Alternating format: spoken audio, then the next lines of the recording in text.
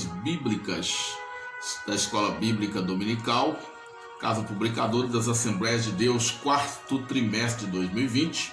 O tema das nossas lições é a fragilidade humana e a soberania divina, o sofrimento e a restauração de Jó.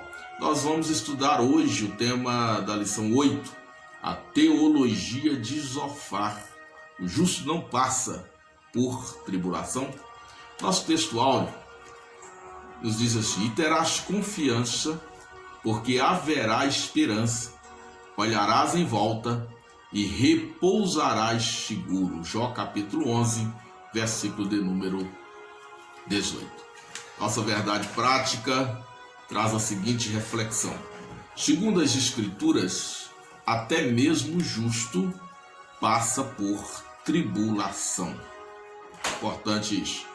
Bem, nós temos como objetivo hoje nesse estudo mostrar que Zofar, assim como Elifaz e Bildade, defende que os ímpios sempre serão punidos e os justos também sempre serão por Deus recompensados. Este é o pensamento teológico desses amigos de Jó, baseado na tese da justiça retributiva.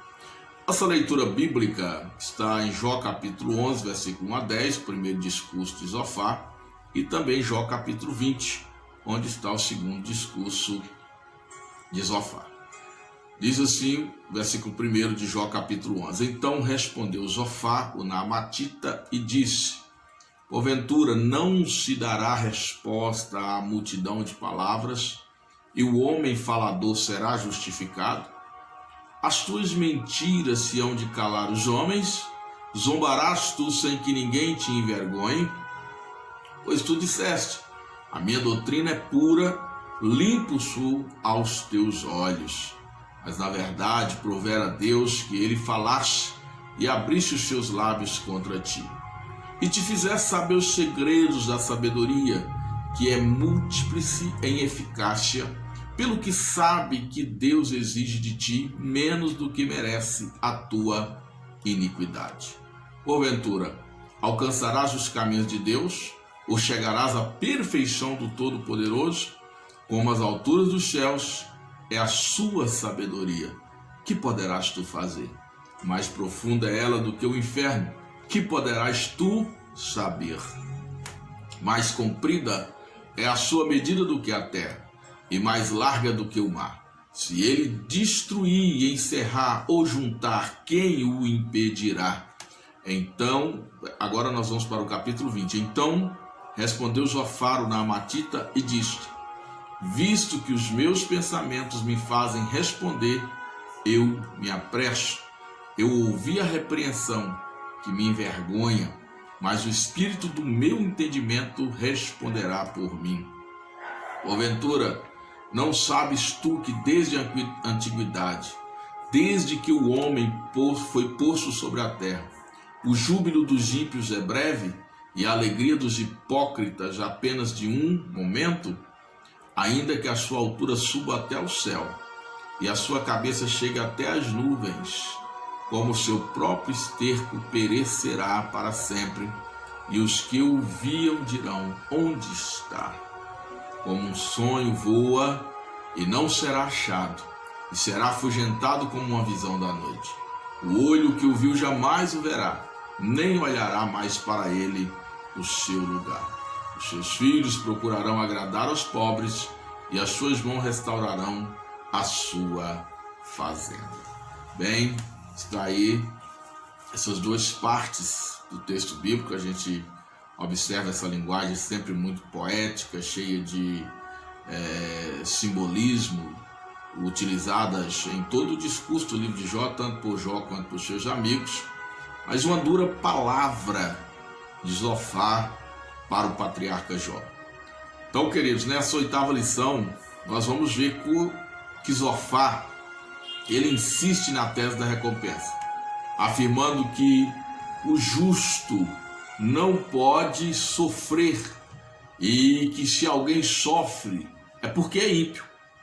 Observamos que no texto de Jó, no capítulo 11, onde acabamos de ler, o discurso de Zofar ele está carregado de emoção. E Zofar faz um dos mais duros ataques contra o patriarca Jó. Ele derrama toda a sua indignação contra o comportamento de Jó e contra as palavras de Jó, porque Jó vinha refutando todas aquelas teses de seus amigos. Jó então afirma que não está em pecado. Zofar, ele vai acusar Jó de se levantar contra a sabedoria divina e insiste que Jó deve se arrepender voltando-se para Deus.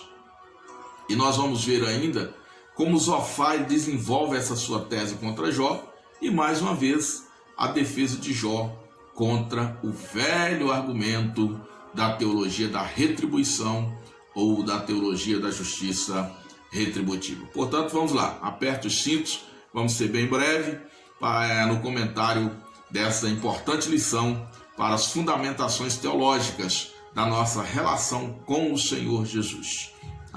O primeiro tópico da nossa lição diz: Deus se mostra sábio quando aflige o pecador. Bem, isso é uma afirmativa de Zofar no seu texto. O ponto 1 diz: Deus grande e sábio. Bem, incomodado pelo contundente discurso de Jó, que não se deixou vencer pela teologia de Elifaz e Bildade, Zofar ele se utiliza do mais duro discurso para tentar calar o patriarca. Ele não aceita que Jó rebata, que Jó refute o discurso dos seus amigos e agora o seu próprio discurso.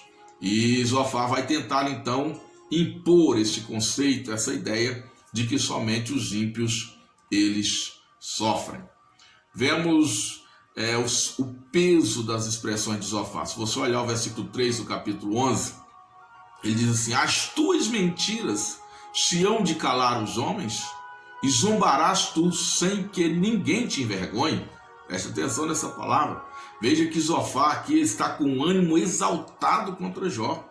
Ele entendendo que Jó havia vencido a teologia defendida por eles, por Bildade, por Elifaz e agora por ele mesmo. Há aqui uma preocupação de Zofar, pois ele considera que se não refutasse a Jó, as tradições ensinadas pela antiga religião seriam de todo quebradas. Veja que ele diz assim: ninguém vai te envergonhar. Veja que ele já está partindo aqui para uma agressão, digamos assim, religiosa, uma preocupação muito grande, porque os argumentos da sua tradição estão sendo desconstruídos e que ele agora quer que Jó fique verdadeiramente envergonhado, ou seja, está entendendo que o discurso de Jó teria talvez sido mais contundente do que os dos seus amigos, e Jó teria dado a última palavra e seus amigos teriam ficado sem argumento contra Jó. E ele vem agora de uma forma muito enérgica, muito contundente, muito emotiva, na verdade, defender a sua tradição. E para isso, Zofar ele vai invocar a sabedoria divina para autenticar seu discurso. Ele afirma que quando Deus pune o pecador, ele revela nesta punição a sua sabedoria, pois por esta sabedoria ele pune os maus e recompensa os bons. Ou seja, a teoria de Zofar está dizendo que o fato de Deus punir os ímpios é a virtude da sua sabedoria. Que Deus recompensar os bons revela a virtude da sua sabedoria. E que por Deus ser sábio, ele deveria, ele estaria, ele sempre agiria dessa forma.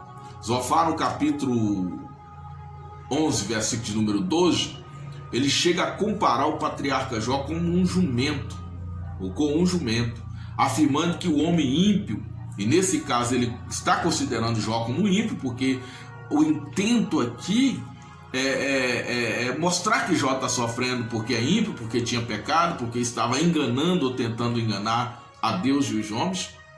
Então o fato de Jó ser ímpio, como ele os considera, ele seria como um jumento monteso, sem entendimento, ou seja, Jó não conseguia compreender a complexa sabedoria divina e se ocupava em refutar a doutrina crida e ensinada por seus amigos. Ele estava dizendo que as palavras de Jó eram palavras de tolo, eram palavras que brotavam de uma mente insana e que visava agora contrariar toda aquela tradição, todo aquele ensinamento.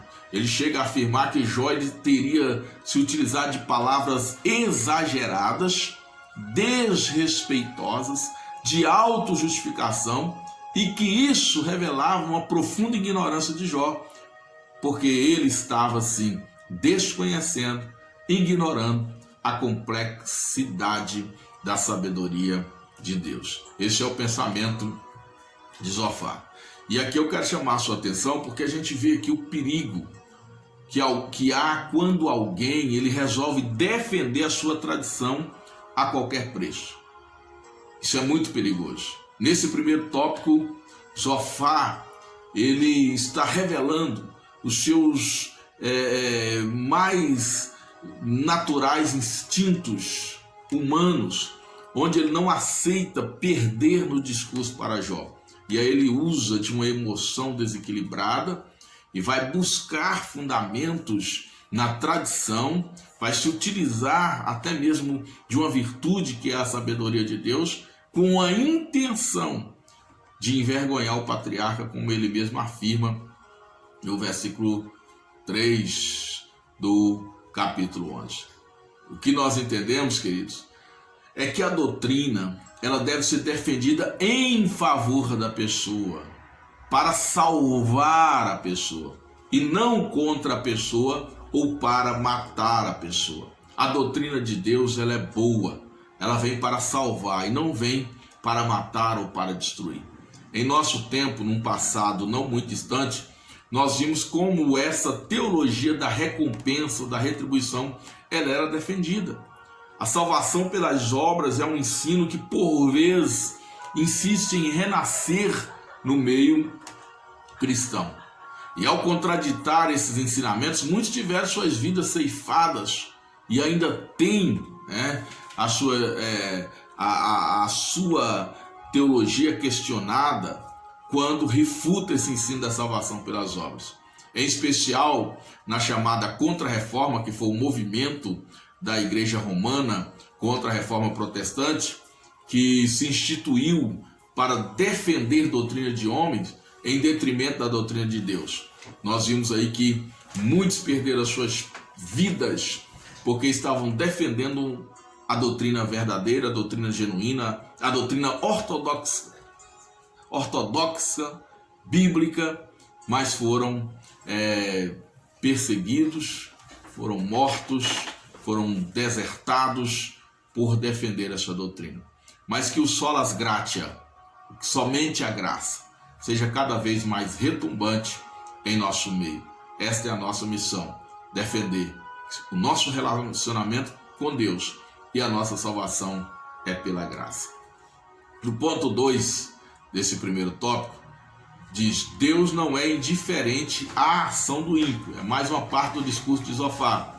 Zofar afirma no capítulo 11, no versículo 11: porque ele conhece aos homens que não prestam, e vendo o pecado não fará caso.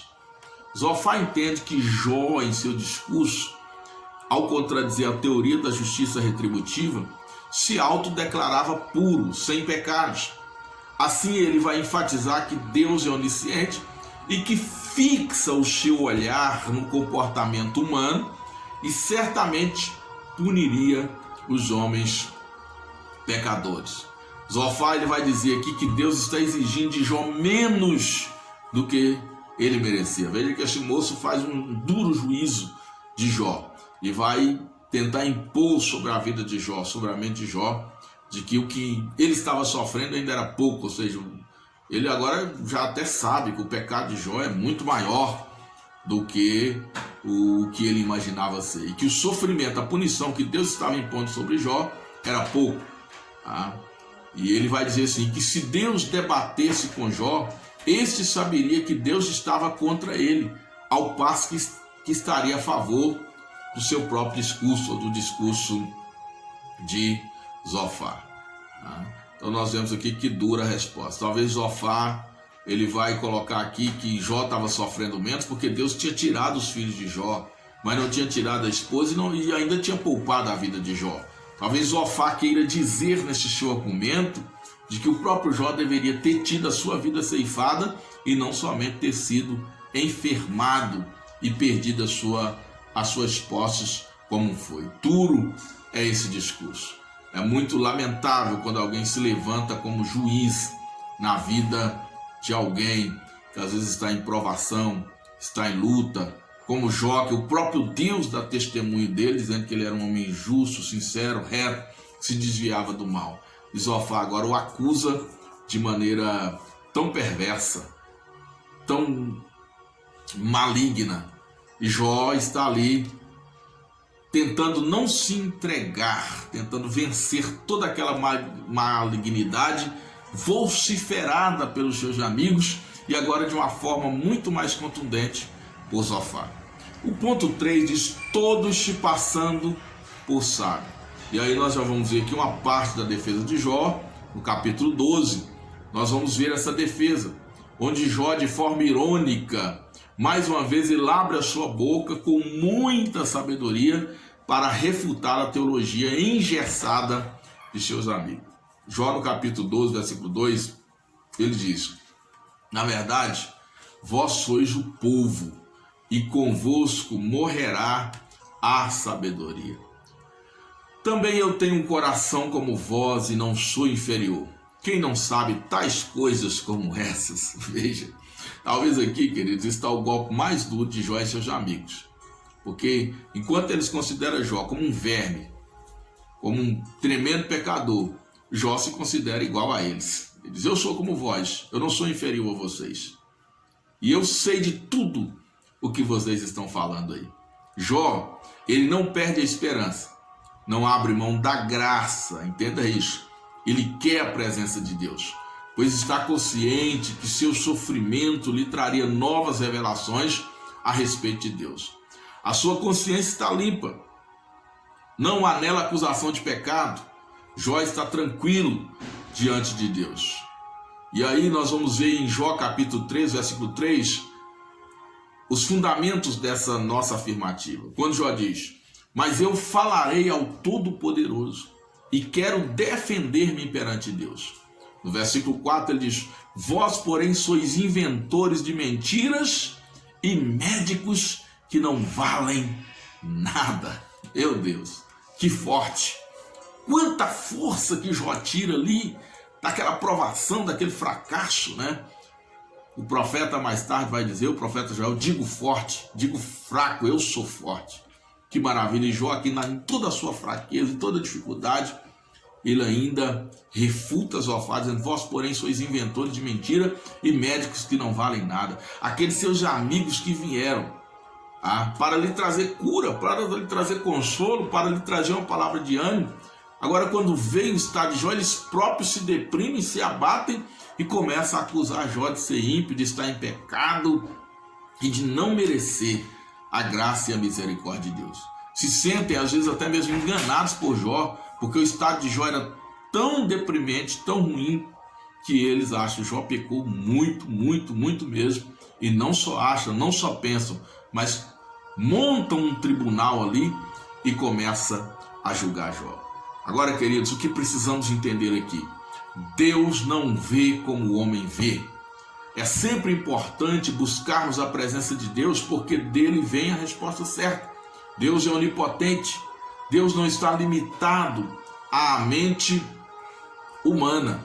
Então aqueles homens julgavam Jó de uma certa maneira, mas Jó dizia: eu quero ir à presença de Deus. Eu quero ir diante do onipotente. Eu quero ir diante do Senhor, porque Ele me conhece. Eu quero ir diante dele. É muito importante que a gente tenha essa certeza da pessoalidade de Deus e da possibilidade de nós irmos diante de Deus, de nós colocarmos a nossa causa diante dele, de nós lançarmos sobre ele a nossa ansiedade, porque não são os nossos amigos, não são os homens, não são os juízes da terra que têm a última palavra. Quem tem a última palavra é sempre Deus. Ele é o reto e justo juiz. E além disso, eu já falei várias vezes aqui nos meus vídeos gravados nessa lição. E vou repetir: Deus é justiça, mas Deus é muito mais amor e muito mais misericórdia. Glória a Deus. Vamos para o segundo ponto então. O segundo ponto diz a conversão como resposta à aflição.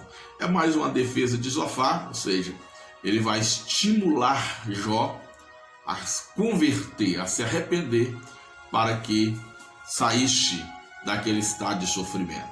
No ponto 1 diz purificação moral. O que significa isso? No argumento da purificação moral, Zofar ele procura convencer Jó de que deve admitir que está em pecado e proceder com alguns rituais religiosos para ser restaurado. E aí Zofar vai enumerar 3 passos que Jó deveria praticar, seguir, tomar para alcançar a purificação e a restauração. E aí ele vai falar, primeiro, conduta correta, ou seja, você andou errado a vida toda, agora muda a sua conduta, começa a fazer as coisas certas. Segundo, oração. E terceiro, renúncia ao pecado. Veja que ele está recomendando um ritual para que Jó se livrasse, mudar as atitudes, fazer algumas coisas boas, praticar algumas boas obras, depois praticar orações e depois renunciar ao seu pecado, ou seja, Jó tinha que admitir que pecou e abandonar aquela prática pecaminosa, era o conceito que Zofar tinha aqui de Jó. Nós vemos aqui nos versículos 13 a 15 do capítulo 11, que ele diz assim, se tu preparaste o teu coração, estende as tuas mãos para ele. Se há iniquidade na tua mão, lança-a para longe de ti, e não deixes habitar a injustiça nas tuas tendas. Porque então o teu rosto levantarás sem mácula, e estarás firme, e não temerás. Mais uma vez, Zofar exalta os conceitos limitados à aparência, ao que se pode ver, enfatizando que através de obras, coisas visíveis e palpáveis, Jó poderia demonstrar arrependimento e receber o favor de Deus. Aqui, queridos, está presente o legalismo religioso, a teologia da salvação pelas obras, que muitos defendem até mesmo no dia de hoje. Portanto, nós sabemos que a salvação é pela graça, por meio da fé, vem de Deus e não de nós mesmos. Outra coisa que nós devemos entender aqui é que Deus, ele vê o coração, ele vê o interior. Enquanto o homem vê as obras, vê o exterior, Deus está vendo o coração. Deus está vendo as intenções mais íntimas, Deus está vendo o âmago do ser humano. E por isso, somente Deus pode tratar conosco em algumas situações, em algumas questões, em especial como essa de Jó. O ponto 2 tem uma pergunta: é possível negociar com Deus?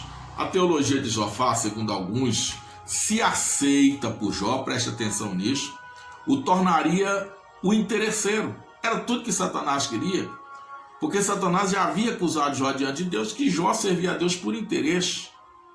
E nesse caso, se Jó aceita essa teologia de Zofar, ele estaria buscando com Deus um relacionamento de trocas. Satanás já havia insinuado que Jó servia a Deus por causa da fazenda que ele tinha, da família que ele tinha e, por último, até mesmo da saúde que ele tinha. E agora Zofar está mais uma vez instigando Jó a fazer trocas com Deus. E se Jó aceita essa teologia, ele cairia na tentação de Satanás e pecaria contra o Senhor. Preste atenção. Podemos perceber aqui que apesar da intenção de Zofar, ele estava sendo usado por Satanás.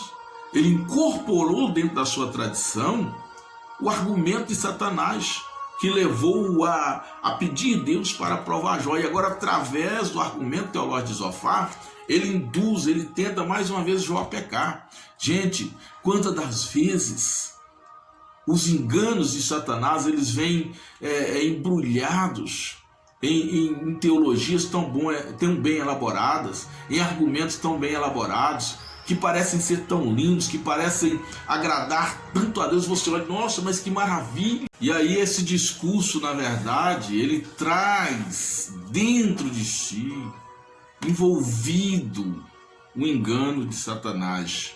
para trazer para o nosso meio ou para a nossa vida pecados, coisas que são condenadas pelo Senhor, ou às vezes nos fazer ceder à tentação, como era esse caso aqui. A teologia de Zofar empurrava Jó para fazer exatamente aquilo que Satanás queria.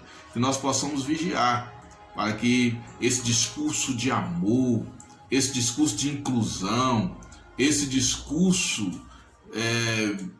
lindo, maravilhoso, socialmente falando, politicamente correto, não venha nos levar para um distanciamento de Deus, venha nos levar a pecar contra o nosso Deus. Bem, o terceiro ponto fala sobre a angústia de Jó. Nos capítulos 12 e 13 do livro, Jó ele apresenta a sua defesa, já combalido diante dos ataques psicológicos, das agressões que vem sofrendo de seus amigos. Ele deixa transparecer, está cansado. O silêncio de Deus o deixa angustiado, mas ele ainda assim não se rende aos argumentos de seus amigos. Clama a Deus e roga que o deixes ir à sua presença e obter os seus justos juízos. No capítulo 14, a alma angustiada de Jó faz alguns questionamentos. Primeiro, por que Deus entra em juízo com um ser tão breve, comparado com uma flor que murcha repentinamente após desabrochar? Segundo, quem do imundo tirará o puro? Ninguém. Jó ele acha que é impossível alcançar o padrão de perfeição de Deus, se assim for. E terceiro, qual o sentido da vida nessas circunstâncias? E quarto, morrendo o homem, tornaria a viver? Querido, Jó ele estava angustiado e decepcionado, buscando respostas, pois seus conceitos estavam sendo desconstruídos. E os conceitos teóricos religiosos de seus amigos eram inadmissíveis. Jó, ele busca uma resposta de Deus. Ele pergunta: a esperança para a árvore cortada, ela seria melhor do que o homem? Olha o questionamento de Jó. Ele observando que a árvore cortada com as suas raízes sobre a terra, ao cheiro das águas ela brota. E agora, e o homem, quando cai num estado de provação como esse, qual seria a sua esperança? E nós vamos ver que Jó vai obter essa resposta mais à frente, quando ele já diz assim: eu sei que o meu Redentor vive, e por fim se levantará sobre a terra e me dará vitória.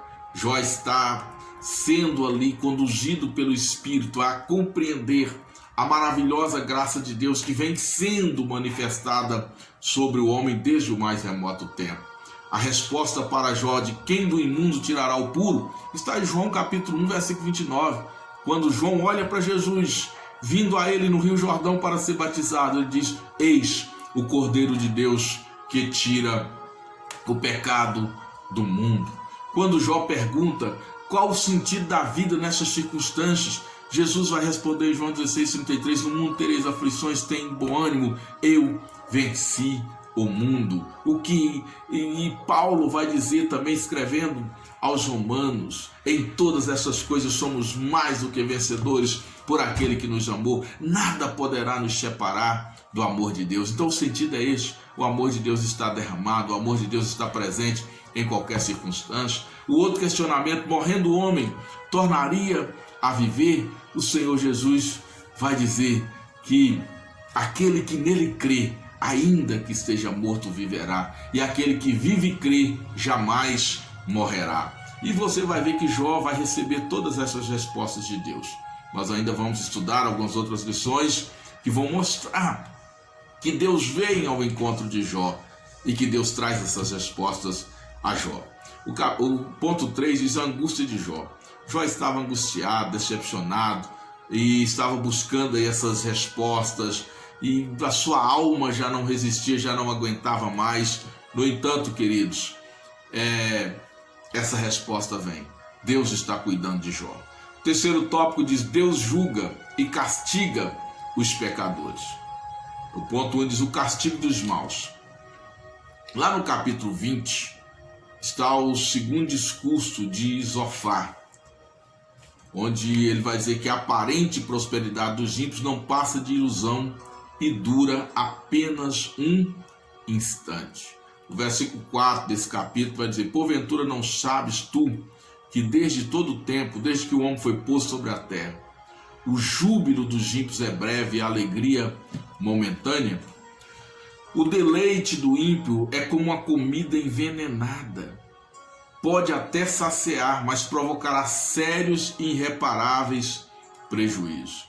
Versículo 12, Zofar vai dizer assim: ainda que o mal lhe seja doce na boca, ele o esconde debaixo da língua, e o guarde, e não o deixe, antes o retenha no seu paladar. Contudo, sua comida se mudará nas suas entranhas, fel de áspides será interiormente.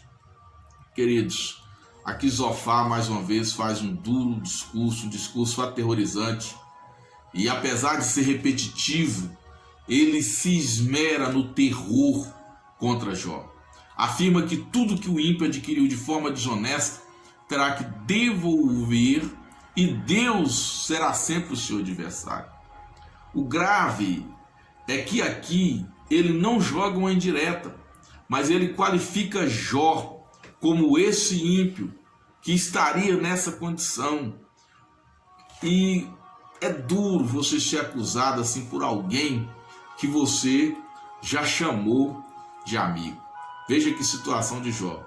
Aqueles amigos que foram para consolá-lo, quando vê o estado de Jó, se vira contra ele e traz todas essas acusações contra Jó e ainda o fazem em nome de Deus. Nós temos que ter muito cuidado para que as tradições que são boas, que são importantes, elas não inundem a nossa mente a ponto de desconhecermos o amor de Deus. Esse amor de Deus, ele libera a sua graça, a sua doutrina em favor do homem e não contra o homem. Ela vem para salvar o homem, para admoestar o homem e mostrar-lhe o caminho da salvação. Não é como a lei, assim como Paulo diz, que mostrava apenas o pecado, mas não mostrava a salvação. Jesus veio para mostrar a salvação. O ponto 2 desse tópico diz: Jó diante de um paradoxo. Jó ele vai se valer da experiência da vida para refutar a teoria de Zofar. No capítulo 21, versículos 7 a 9 e no versículo 13, nós temos o seguinte: por que razão vivem os ímpios? Envelhecem e ainda se robustecem em poder. A sua descendência se estabelece com eles diante dos seus olhos, e o seu renovo vem diante de si. As suas casas têm paz, sem temor, e a vara de Deus não está sobre eles. Versículo 13. Na prosperidade gastam os seus dias, e num momento descem à sepultura. Preste atenção. Jó, ele observa que não há uma regra rígida no relacionamento de Deus com os homens. Nem sempre o justo é livre de sofrimento, e nem sempre o ímpio é punido de imediato. Há nesse lastro teológico apresentado nos discursos de Zofar e a refutação de Jó entre os capítulos 11 e 21, a relativização da justiça retributiva. Não é tão simples assim a relação de Deus com o ser humano. A lei da semeadura, ela não se aplica a todas as esferas da existência humana, nem esgota os caminhos da soberania divina. Jó, ele fala: eu conheço tanta gente tão má, tão perversa, e se você observar os próprios ladrões que roubaram o gado de Jó, os sabeus que deram contra ele, o que eles estavam fazendo? Não eram mal também? E por que Deus permitiu que eles o fizessem aquilo? E certamente esses ricos, esses homens estavam ali prosperando, vivendo, e o castigo de Deus não tinha vindo sobre eles. Então Jó se utiliza dessa experiência de vida, do que ele percebia, do que via e do que os seus amigos também podiam perceber e ver, para refutar os seus conceitos. Então, queridos, no terceiro ponto nós vemos que a verdade, ela vem à tona. Deus é justo, porém também é misericordioso. Deus, ele pune, mas ele também age com amor e com graça.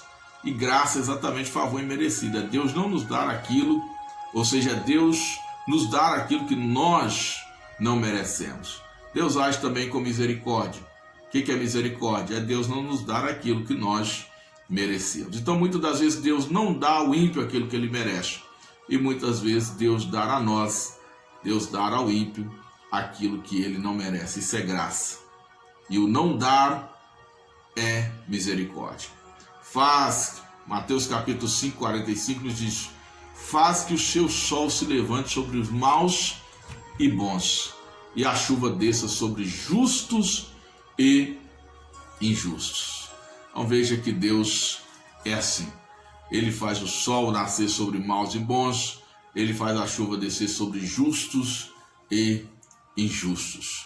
E aqui nós vemos então essa relativização da justiça retributiva de Deus. É a forma que Jó ele traz essa verdade à tona. Concluindo, meus amados, Jó ele mantém sua posição, não se deixa dominar pelo discurso de seus amigos. Ele defende sua posição diante de Deus, admite que não é perfeito, porém também não é ímpio, pois não há dolo em seu coração. Jó ele não peca contra o seu Criador, porém ele almeja ir à sua face para conhecer mais de Deus e entender a razão do seu sofrimento.